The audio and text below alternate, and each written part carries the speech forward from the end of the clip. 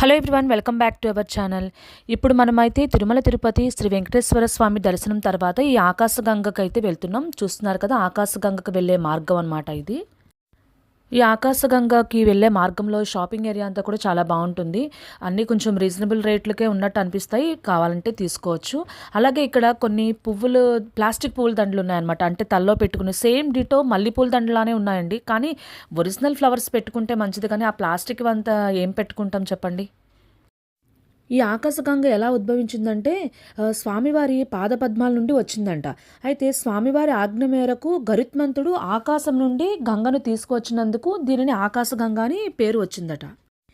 ఈ ఆకాశగంగ నుండే ప్రతిరోజు కూడా శ్రీ వెంకటేశ్వర స్వామి వారి అభిషేకానికి, అలాగే ఇతర పూజా కార్యక్రమాలు ఉంటాయి కదా, అవన్నీ కూడా ఈ ఆకాశగంగ జలాన్ని ఉపయోగిస్తారట. పూర్వం నుంచి కూడా తిరుమల నంబి వంశస్థులు ఉంటారు కదా, వాళ్ళు ఈ పవిత్ర జలాన్ని 3 వెండి పాత్రల్లో ముఖానికి వస్త్రం కట్టుకొని భక్తితో చాలా నిష్ఠతో ఆలయానికి తీసుకొస్తారంట. అది ఒక ఆనవాయితీగా వస్తుందట.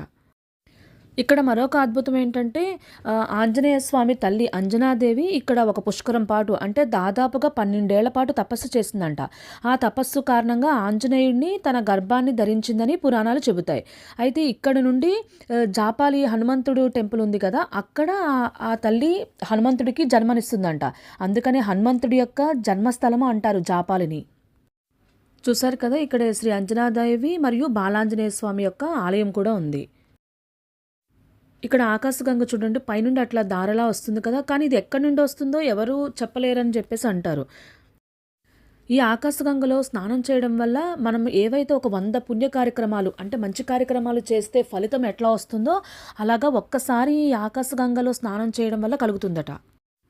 తిరుమల వెంకటేశ్వర స్వామి టెంపుల్ దగ్గర నుండి ఈ ఆకాశగంగకి ఏంటంటే ఒక 3 to 5 కిలోమీటర్స్ దూరం ఉంటుందంట. అందుకని భక్తుల కోసం ఏం చేశారంటే ఇక్కడ నుండి పైప్ లైన్ల ద్వారా ఈ వాటర్ని అక్కడ వరకు సరఫరా చేస్తున్నారట టీటీడీ వారు. ఇక్కడికి వచ్చిన వారు స్నానం చేయకపోయినా ఇట్లా కొంచెం నీళ్లను మన శిరస్సు మీద జల్లుకున్న ఆ పుణ్యం అనేది వస్తుంది. చూసారు కదా ఆకాశగంగ తీర్థం ఎట్లా ఉందో ఇక్కడ.